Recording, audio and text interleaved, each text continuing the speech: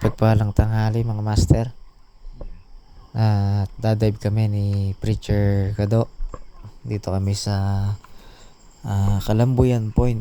Ito yung spot namin kapag malakas ang habagat doon sa spot natin sa Ronco. Kaya yan, dito muna tayo sa Kalambuyan Point, sa Sawang kung tawagin.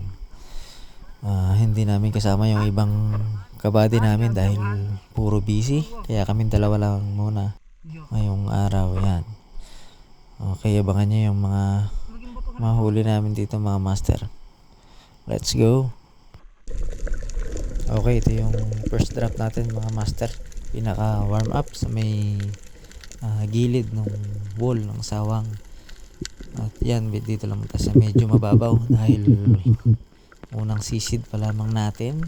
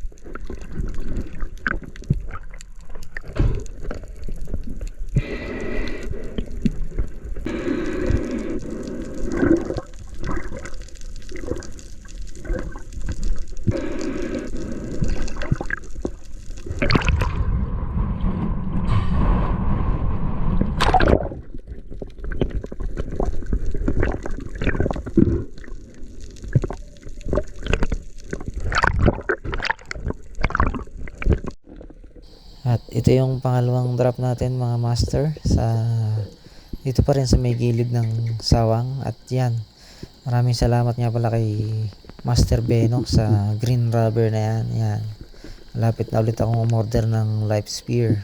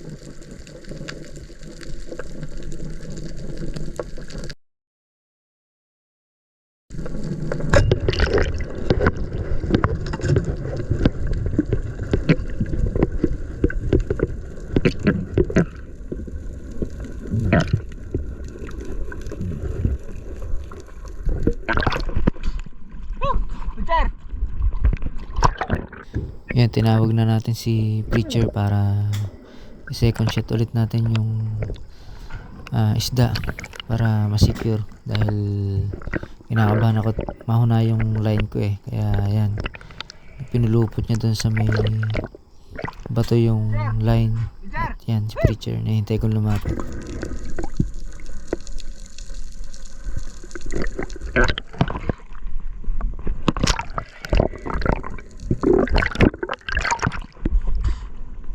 Yan, hihiramin natin yung pana ni Preacher para second shot natin yung isda para sure na hindi na makawala. Ayan.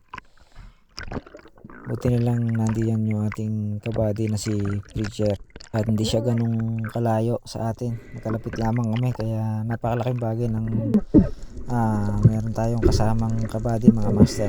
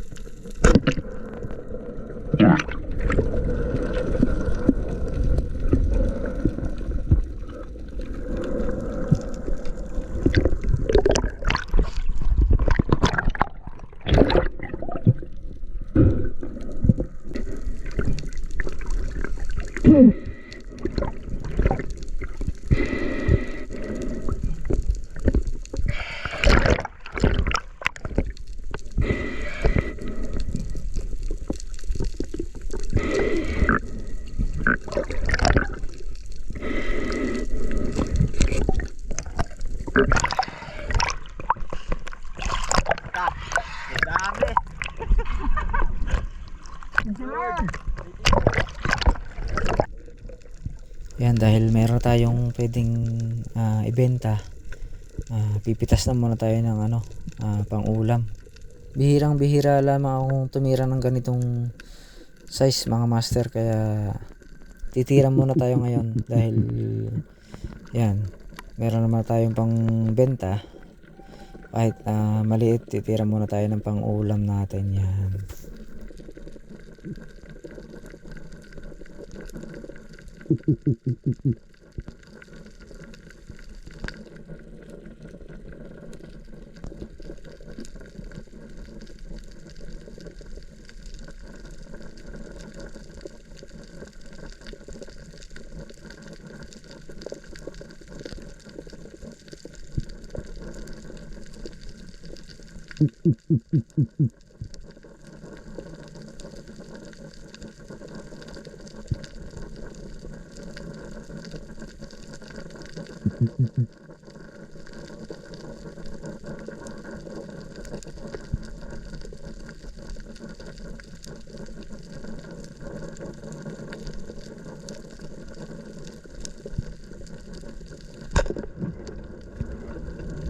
Yan, tinira natin yung lipstick kung tawagin dito sa amin. Sa iba ay singsingan. Kalahi din yan, mga master, ng unicorn. Yan. At ito nga, pagtira natin may nadamay na maliit na maming, kaya yan, iuwi na din natin at syempre atin na din uulamin. Sayang naman yan. Hindi natin sinasadya na tamaan.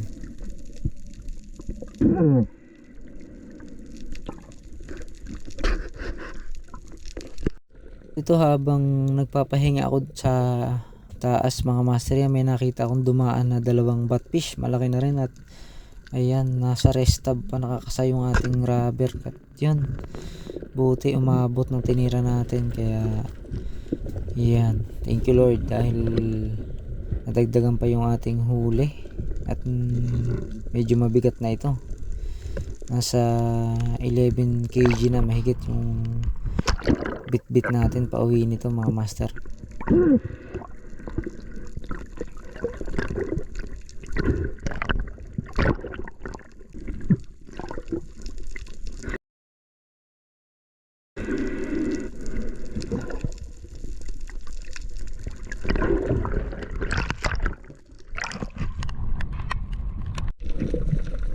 At yan, ito na yung last drop natin mga master, dahil okay na yung huli natin sa araw na ito. At mangungulam lamang tayo ulit sa huling drop natin na ito. At yung ating rubber ay sa rest stop lamang nakakasa, kaya hindi na masyadong kalakasan yan, dahil maliit na lamang yung ating balak tirahin. At ito, pag drop natin dito sa wall ng sawang, bigla namang may dumaan yan na rainbow runner, nag-iisang rainbow runner. Kaso nung tinira natin mukhang hindi umabot o sala yung ating tira.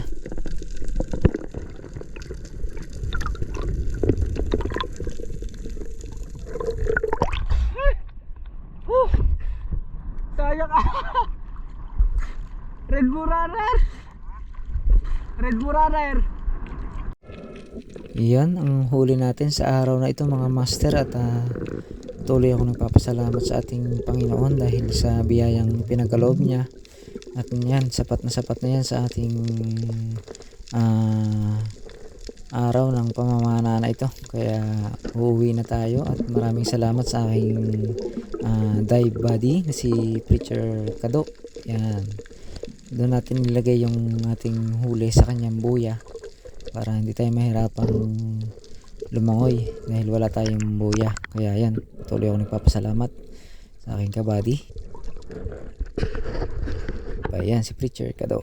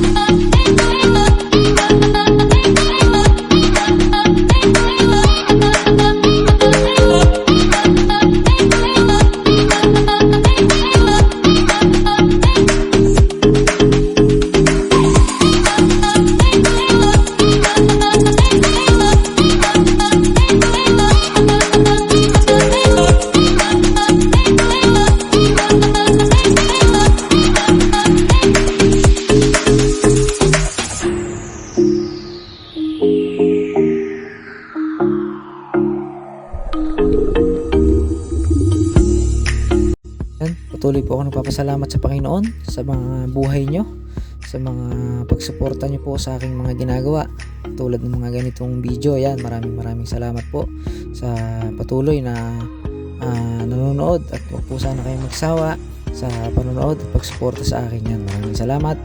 Pagpalain po kayong lahat ng ating Panginoon. At yan, hanggang sa muli po, ingat.